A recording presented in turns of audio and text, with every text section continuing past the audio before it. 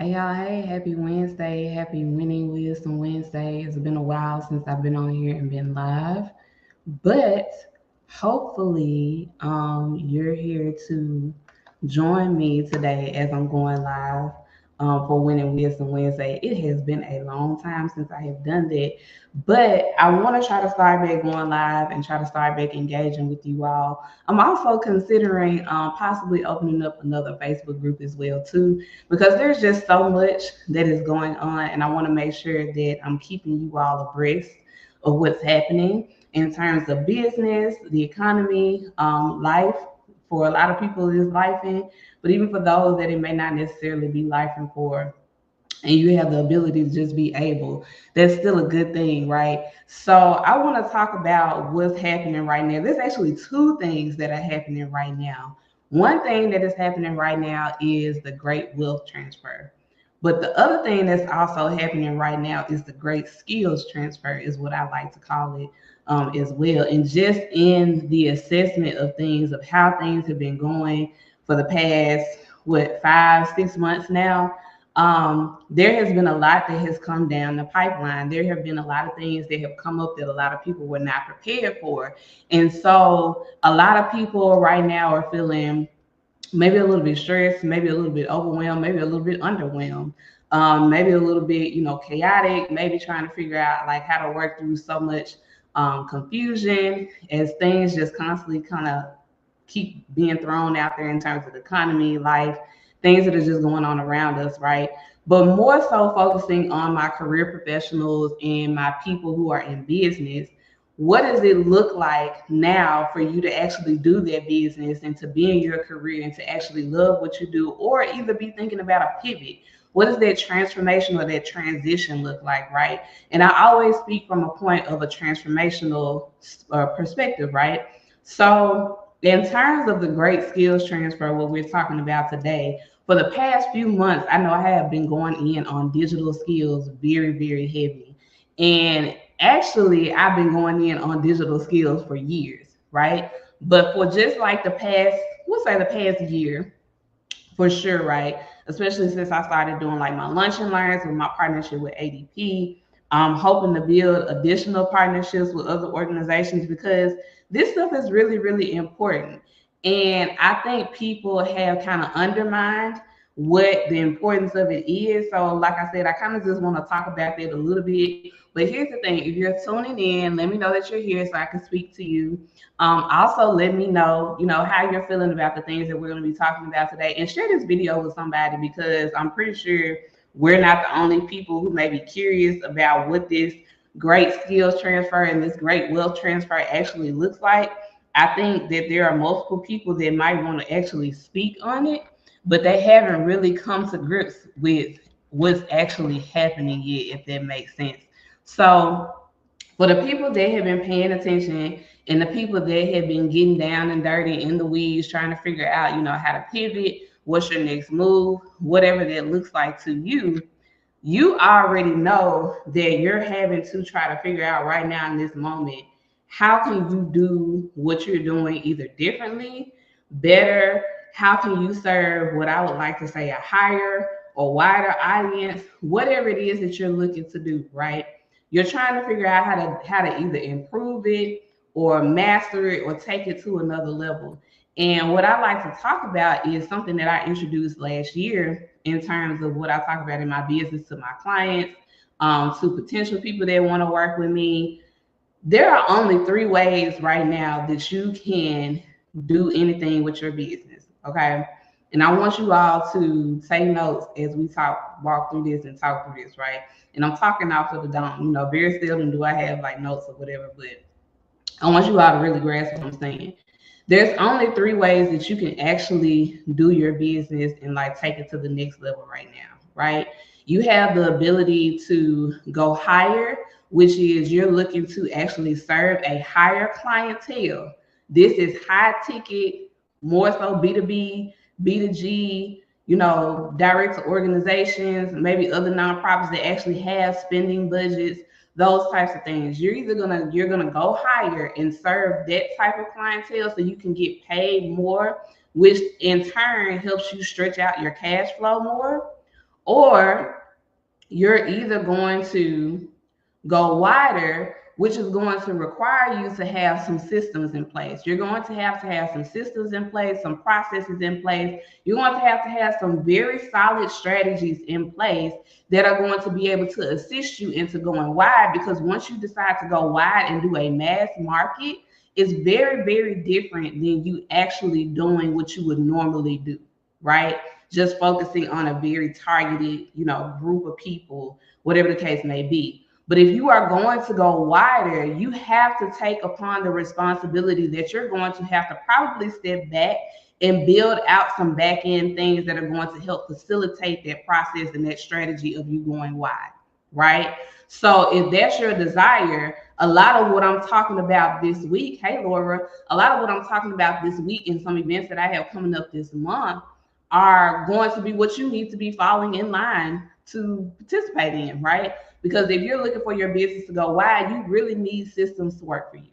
You really need to figure out the skill set of building these back end systems, making them work for you, putting them in a full, well oiled machine of a strategy, and not just having bits of pieces of things here and things there.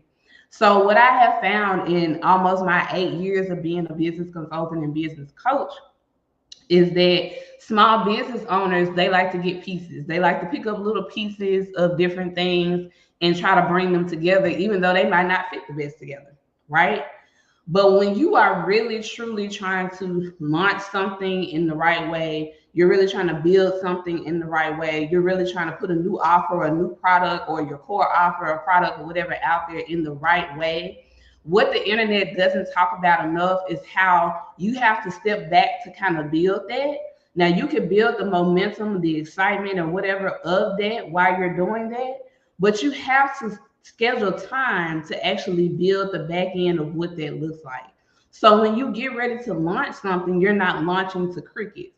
And part of the reason why I've been teaching these digital skills, why I've been teaching these systems, why I've been teaching digital marketing, why I've been doing all of that over the past couple of months is because I want you all to understand how to properly apply this to your business, right?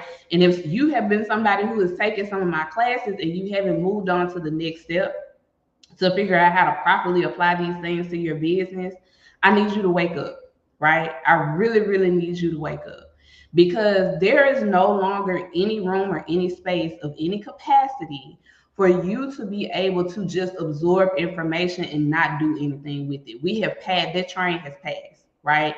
We did that during COVID, we did that post COVID, whatever. That train has passed. You no longer have that luxury, right? So for those of you that have had the information, that's constantly absorbing information, and you're not doing anything with it, you are doing yourself a disservice, right? You're getting further and further behind this great wealth transfer that is happening and this great skills transfer that is happening, because most people are having to pivot right now. I don't care if you have a 9 to 5 or if you just work a business or if you have both, right? You're trying to figure out how to integrate, manage, and improve them both, right?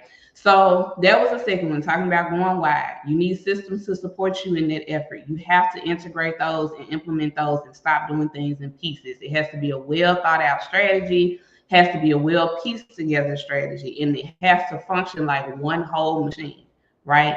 A lot of time when we think we're not getting sales or people are not seeing us or we're not hitting the markers that we want to hit, is because we only have pieces of things and we don't actually have a system that's working for us, right? It's very, very important that you get systems in place right now for your business and for what it is that you're wanting to even do as a career professional, right? So the third way that you're looking to grow your business right now during this great skills transfer and this great wealth transfer that's happening is you're going to go deeper, right? So we've done go higher, go wider, or go deeper. If you're going to go deeper, you have to understand again, this is a very special space. You're focusing on a very targeted group of people that have a very specific set of problems. You need to make sure that your strategy aligns with that. If you're going to look at what it is that you're doing and not do it for a large amount or a mass of people anymore, because you just want to specialize in a few problems, there's not anything wrong with that. However, you have to make sure again that your strategy aligns with that. That's everything in your operational strategy. Your operational strategy is going to cover your content, your marketing, your sales process, your onboarding and customer experience, all of that. If you're a service provider, if you're a product-based business, most of that is pretty much automated by you just putting it up there. And when somebody buys it, you get your shipping labels and all of that printed, hopefully by your system. All of that is pretty much automated, right? But you still have a responsibility after somebody has purchased from you, even in a product-based business, to still keep that relationship intact, right? So if you're going to be somebody that's going to go deep, you're going to focus on 2 to 3 problems that you solve, and that's all you're going to talk about all day long. And I know for a lot of us, especially me, I get bored really quick. I get bored really quick. I be wanting to do something new probably almost every other day. That's just how I am. That's my Aries nature. I get unexcited real fast. So sometimes it can be hard for me to focus and concentrate on certain things that I know I need to focus on, but I just know that that's my nature. So I try to not let that conquer me on a daily basis, but sometimes it wins, right? But if you're going to go deeper and focus on the 2 to 3 problems that you want to specialize in, that you want to talk about, that's all your content is going to be about. That's all your touch points are going to be about. That's all your skill set is going to be built around, right? And at this particular point in time, I would say that if you're going to do it, it's probably going to need to be in some very specialized industries that still have a lot of bandwidth to cover, even if you decide to niche down to just those 2 to 3 problems, right? But the thing is, if you're not looking to do something with your business in one of those 3 ways right now, while these things are happening, you are probably pretty much spinning your wheels trying to figure out why you're not hitting the targets that you're hitting, and why you're not hitting the goals that you're wanting to hit, right? In terms of revenue, any other KPIs in terms of getting a certain amount of people on your email list, getting a certain amount of views, getting a certain amount of engagement, whatever the case may be. All of those things are great. But what I want you all to understand is that they have their place in a strategy. They're supposed to help you get to another place in your strategy. They all work together integratedly, right? So it's not just about getting views. It's not just about hitting your numbers for the month. It's not just about getting people on your email list. There are things that have to happen after those things happen that are either going to continue to help fuel your business, or they're going to eventually make it, turn into a group of crickets, right? Because you'll start looking at, well, what happened to the group of people that once spent money with me that are not currently spending money with me anymore? What happened? Well, you didn't nurture them, you didn't talk to them, you didn't educate them, you didn't let them know, hey, it's your birthday, here's a little discount. Like, you didn't think about those things. You didn't follow up with them about their experience with you. You never got a review from them. You never followed up after you all worked together to see how the things that you were doing actually helped them. All of those things play a role into whether or not you actually get to retain people in your audience and in your community. And it's all built into a strategy, right? So often the strategy for most small business owners or side hustlers, whatever you decide you want to call yourself, is I'm gonna post it on social media, and whoever engages with it on social media, or whoever mentions something in the comments on social media, that's solely who I'm gonna focus on. You no longer can do that, right? It doesn't work like that anymore. You have to be more engaging and more persistent in your efforts to how you are approaching your business, which means you're going to have to do some outreach. You're going to have to study people. You're going to have to study industries. I always talk about being a student of your industry and being a student of your craft. That will really serve you well in a time like this, right? It's something you should be doing anyway, but it's something that will serve you very, very well in times like this, okay? You have to take the time to go the extra step because people are not converting as fast. Let's just be realistic. I don't care who's on the internet saying, well, I'm still making sales. Yes, you're still making sales, but there's some extra elbow grease that's going behind it too. You're either posting more, engaging more, doing more call to action, showing up on more platforms, whatever it is. Maybe you have some more offline work that's working to your benefit. Maybe you have email marketing and other digital marketing strategies that are working to your benefit. Whatever it is, you cranked it up just a little bit, right? Or maybe even a lot, right? But it's not that it just started happening. You had to shift a little bit. And for most service providers, I know I have seen that we have had to shift quite a bit, right? Because things are just very, very different. The buying landscape is very, very different right now, right? So let's just use as an example, like I said, I have an email marketing class that's coming up. It's email marketing basics, basically email marketing 101. I just announced my partnership with Flowdesk. So I'm really excited to bring this class because a lot of people have been asking me for an email marketing class for a very long time. And so I do have an email marketing class coming up. It's on 6/22. And it's going to be at 2:30 p.m. So that is a Sunday. It's a 4-hour class. By the time you leave that class, you will have at least 1 to 2 funnels built, right? That you could go ahead and start using that following week, leading into that following week, right? And it comes with the replay and the workbook. But I just want to use email marketing as an example, right? So I had a couple of people when I posted that class that inboxed me and they asked me, and they were like, well, how can I use email marketing to scale? I don't know any business that has not been able to use email marketing to actually scale, right? When you think of like big name business, right? They all have built email marketing into their strategy to build relationships with their customers and their clients, right? And so, in terms of what that looks like for you as a small business owner to integrate email marketing, you are already trying to figure out how can you show up and be in front of more people or have more touch points with the people that you are looking to serve. Email marketing gives you the opportunity to kind of automate those touch points, if you will. So when you think in terms of scaling, it gives the opportunity for you to show up and kind of like knock on the person's door again, if you will, right? But there has to be a strategy to it because when it comes to email marketing, there are several different things that you can use email marketing for. I know most people have thought that email marketing is only used for direct sales. That's not the case, right? While you should be making money off of your email list and your email marketing strategies, that's not the only thing that it's used for. So the skill set of actually learning email marketing and how to leverage it for your business can help open the door to these different strategies that may apply, right? So whether that's you're trying to build a list that's offline that you actually own, because remember we don't own social media. Social media is borrowed real estate. We pay for it by showing up on the platform every day, right? So you don't actually own that. But when you have an email list or you have an offline community, those are spaces that you actually own. They cannot be taken away from you. So it's very smart for you to be able to have an email list or text message list, whatever is most convenient for you and your brand and your strategies, right? So it gives you a place to be a little bit more intimate with the people that you know are very much so interested in what it is that you have to say. They want to know what you have to say. They want to know. They want to know what you have going on. They want to know what's coming up.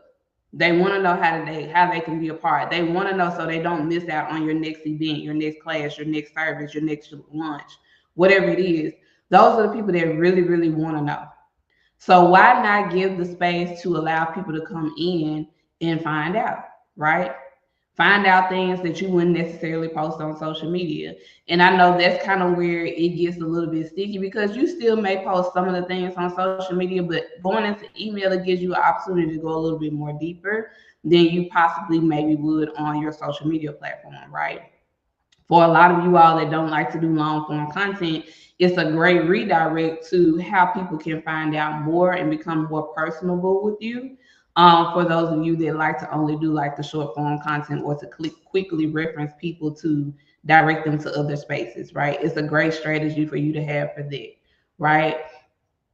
In terms of, and that's in terms of like welcoming people, like nurturing people. You can also use email marketing, the skill set of email marketing for educating people. So I know a lot of times people are like, your content is your lead magnet, and I believe that to be true. You don't necessarily have to have a lead magnet if you don't want to. Your content can be your lead magnet because the more you show up and give content and display your expertise and your thought leadership, that should be quite enough for people to get a feel of you, to feel like they want to actually spend money with you and things of that nature, right? But just think again as email marketing being like that extra step, right? So you may only send certain offers to your email list. There may only be certain discount codes that go to your email list. I'm not a big fan of discount codes, but I realize if you have a product-based business, there may be times that you have to run sales, and it just makes sense, right? But in terms of service, I'm not a huge fan of discount codes. The price is the price. It's just how I feel. And but you might create a space to where you're educating your client, and in the midst of educating your client, you're actually selling. And what has happened with a lot of my clients is they have seen sales go up because they have pivoted from just posting content and just telling people about things to actually educating people about things, so people can know, well, why do I even need this service, or why do I even need this product? I get that this is a thing, but like, why do I need it? How can it benefit me? I struggle with X, Y, and Z. So how can it help me, solve those issues? How can it give me a better quality of life? How can it make my relationships better? How can it help me lose weight? Whatever the case whatever the problem is that you may be solving, it gives you an extra space to truly like educate your clients, your potential customers, and your potential clients, and really build their rapport with them. Because again, you are somebody who is a stranger. So they want to know what you know. They want to know if you really know what you know, right? And the only way that they can know that is if they have multiple touch points of you displaying what that is, right? So again, email marketing is that extra touch point. It's that extra skill that can help you reach more of your touch point goals, more of your visibility goals, and more of your conversion goals, because you're sending that information to them. You're sharing that information with them, right? And so another way that you can use it in terms of working with, building your own list and stuff like that, is of course for sales. A lot of people use it for sales. Now, does it work for everybody in their sales strategy? Not necessarily. But again, I'm going to challenge what your strategy actually is. And if you only have pieces of a strategy, or if you have a full, well thought out process that is going to work to help convert for you, to help you hit your goals, right? So sales for email marketing, you can present your offers, right, in an email. Like I said, you can use the opportunity to present discount codes or early access, if you will. It's great for building email lists. It's great for building wait lists. It's great for building up excitement. And it's great for kind of walking people through the story of the thing that you have coming, which helps get people to arrive to actually processing for a sale, right? So as you're building that up, it can create the space for people to really get excited about what you have going, and for people to really start climbing themselves to buy.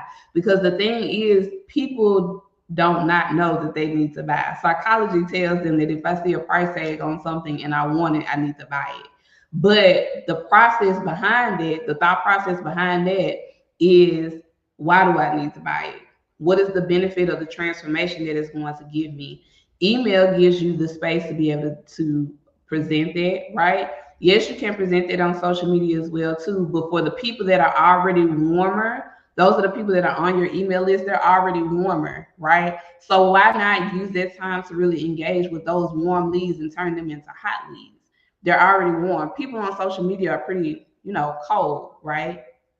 They're cold until they have seen you for a number of times, right? And then not to mention, the algorithm with email is different, right? Because you kind of control it. You control how many emails you send out, right?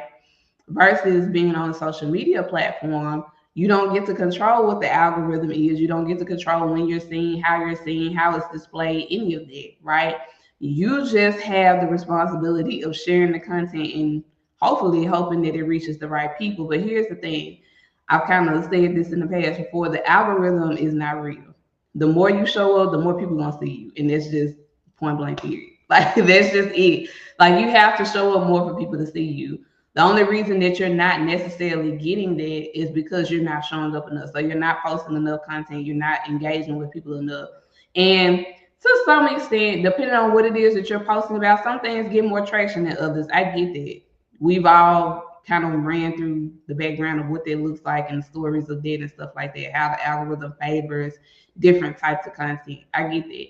But if you're just focused on showing up and you have a strategy behind showing up, which means you're showing up, but you're actually directing people to where it is that they need to go. Because it's one thing for you to show up, but then if you never ask for something, if you never tell them to do something, if you never tell them how you can help or how they should follow up or how they should engage with you or how they should take the next step with you, they're never going to know what it is that they need to do. Yeah, you got to show up. You're right. So they're never going to know what it is that you need that they need to do. So posting on social media is not a real strategy, right? It's only a strategy if it's a part of a larger process of a strategy. Because ideally, if your content is going to be your lead magnet that gets people to the point of buying and converting into a sale, you're going to have to show up a lot, and you're going to have to be strategic about what it is that you're posting content about, right? So I know for a long time it seemed like people were doing a lot of the copy paste statuses, which they still kind of do this sometimes now. But I know a long time people were doing a lot of the copy paste statuses. People just posting stuff to be posted, and then would complain about how they weren't being seen by their potential customers, or complain about like how they weren't making their sales. Well, you're not posting anything that's related to what it is that you're doing. So hey, good morning. So if you're not posting anything that's related to what it is that you're doing, how do we know to spend money with you? How do we even know what you do? The thing is, since post COVID, right? People's attention spans have slowed down quite a bit. So it used to only take like 8 to 10 times for people to actually see you, and people to actually see you and know what it is that you do.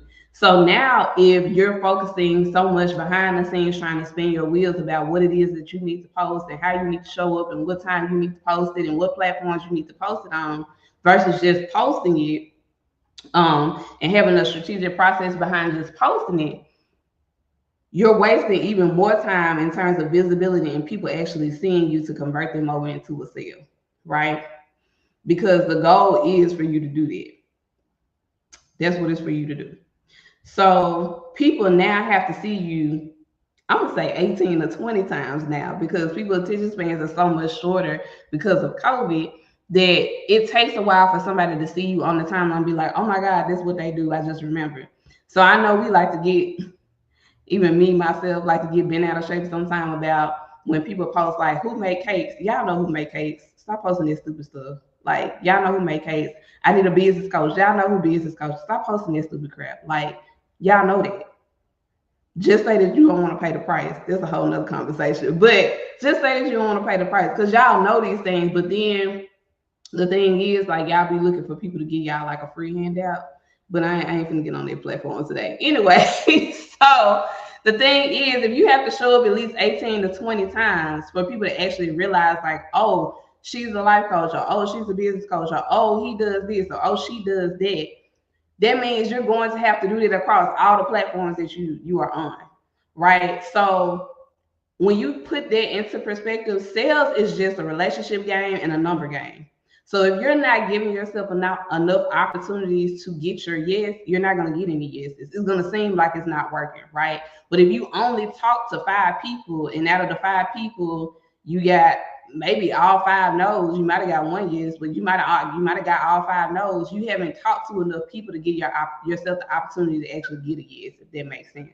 So when you actually start understanding the process of sales, you'll understand why having multiple touch points, multiple ways of reaching your people, multiple ways of nurturing and educating your people about what it is that you're doing, you'll understand why that's important.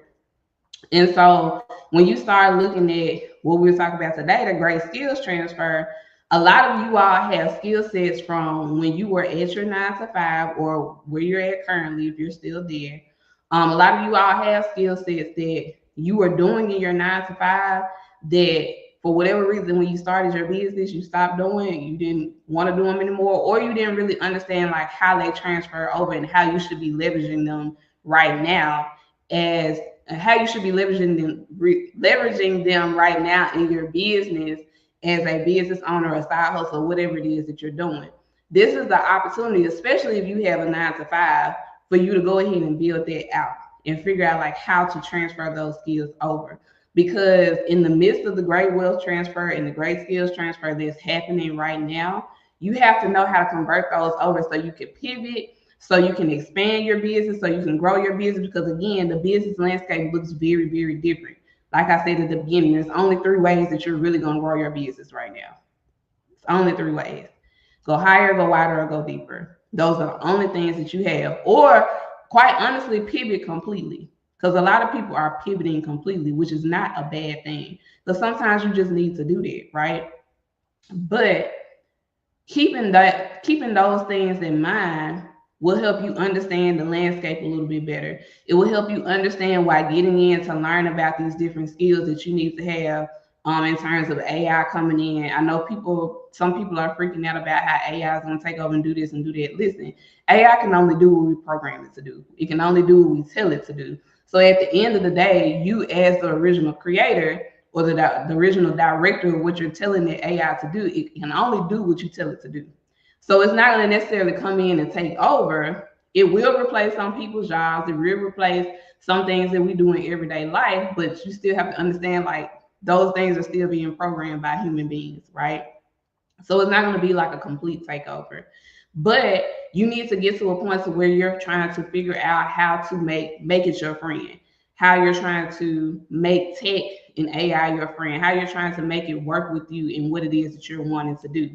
I'm pretty sure in just about every industry, there's a possible way for you to do that. But you have to be open to that. And I know that there's a huge learning curve in terms of the skills that may be required to do that.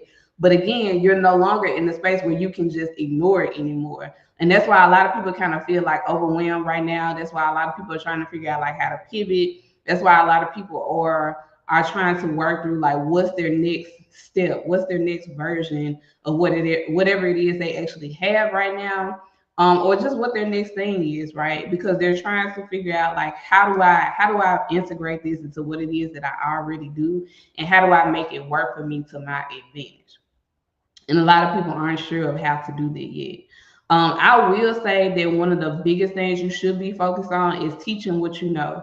You have the ability right now. Everybody that comes into contact with this video, everybody that comes that ends up seeing the replay or whatever, you have to understand that you have something to teach. People want to learn it.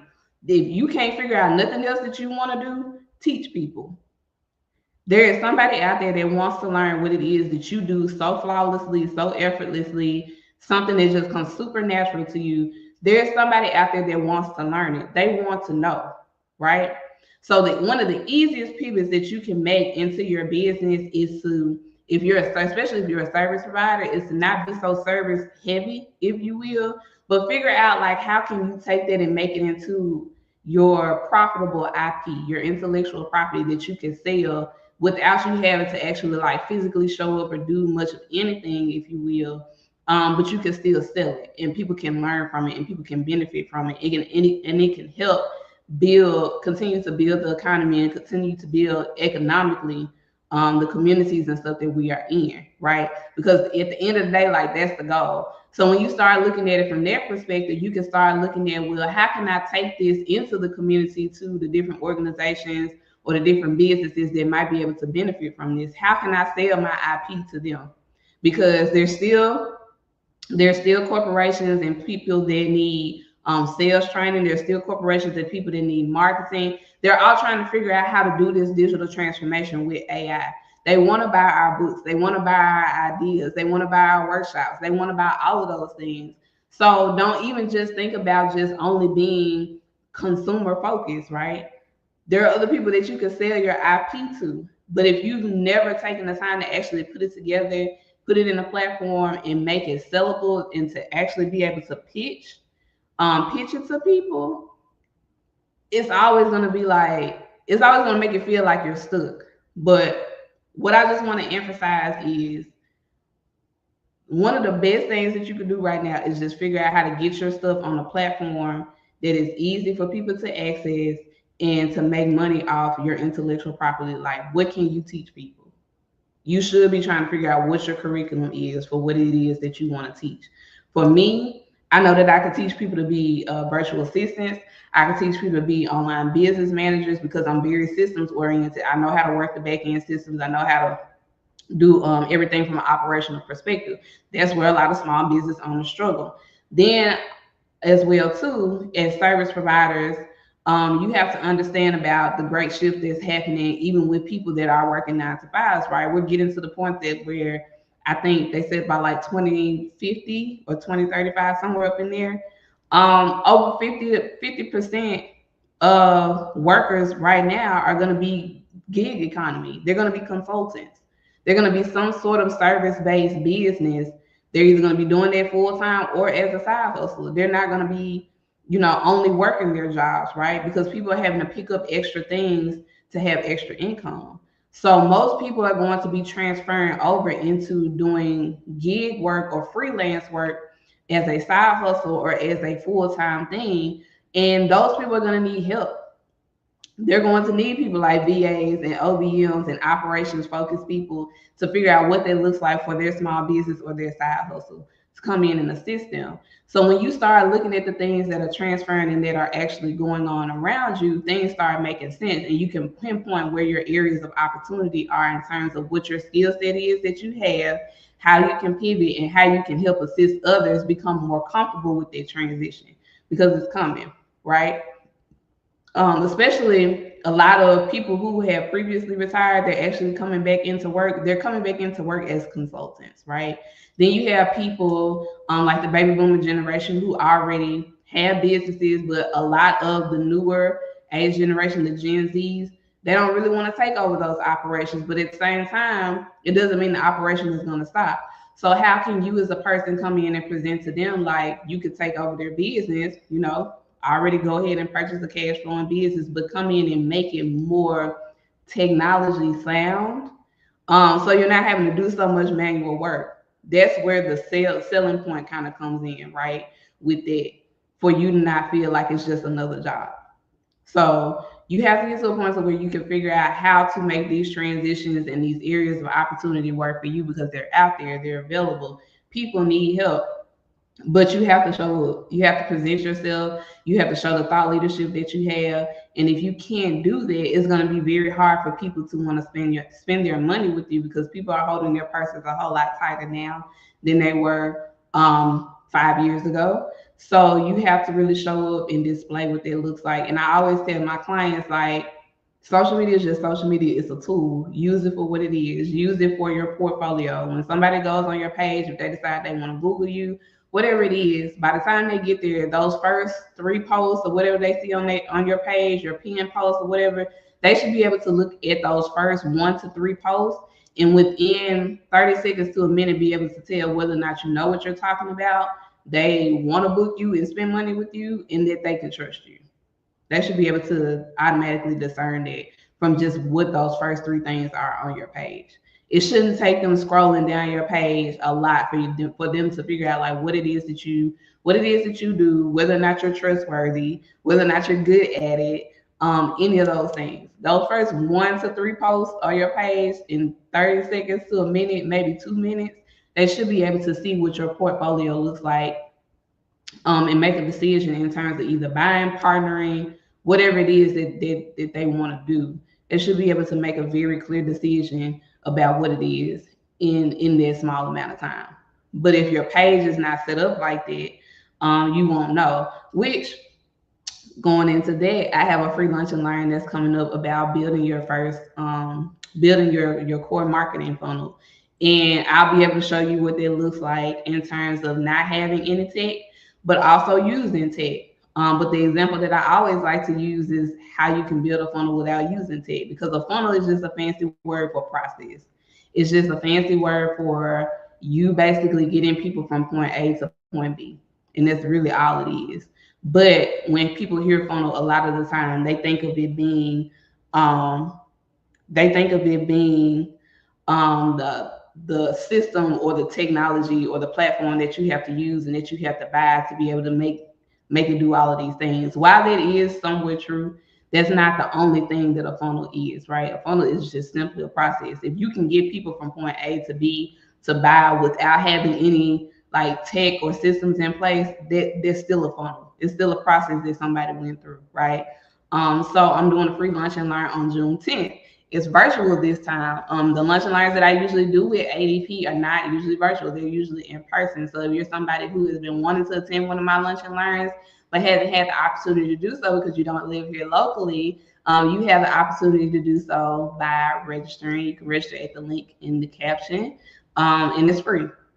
They're sponsoring it in partnership with me. So I'll be able to tell you more about that in the room. But I just wanted to make sure that I kind of like glossed over a little bit what it is that you all should be paying attention to, what you should be getting in line for. Really, for the most part, if you haven't started already, you really are already too late. But now that you have the information, you can go ahead and jump in and do what you need to do, and know what you need to start assessing so you can start making some of these transitions work for you. And you can start coming up on some of the cash flow that comes with these transitions as well too. I know it's we mid-year, June. People kind of get burnt out around this time. This is a great time for you to like dust it off and you to like reposition yourself and refuel yourself and say, okay, let me take a different approach. Or maybe this is the time that you need to work with a professional to do that. You can work with me to do that. I know some other great professionals as well too that may be specializing in what it is that you're having an issue with. But in terms of me, everything operations, so strategic advising and fractional COO. You need somebody to come in and polish up your operational infrastructure for you. If you need curriculum development design, as well as setting up your own learning environment, your school, your university, whatever your learning platform is going to be. If you need assistance with that, you can hire me to do that as well too. If you need a speaker or workshop facilitator or corporate trainer, you have the opportunity to hire me to come into your organization and talk about these types of things and help you with the transition of it and also the implementation of it to make it a little bit more easier for you and your employees or your customers to be able to adapt to what's going on and use it to your advantage. So we can change your chaos into cash flow. So for those of you that end up watching the replay, just let me know how you feel about this in the comments. But I'm going to go ahead and hop off because I have somewhere to be in a little bit. And I'll catch you all on the next slide. Hopefully, I'll see y'all in the room at the 2 classes that I mentioned. Make sure you click the link that is in the caption. And I'll see y'all later.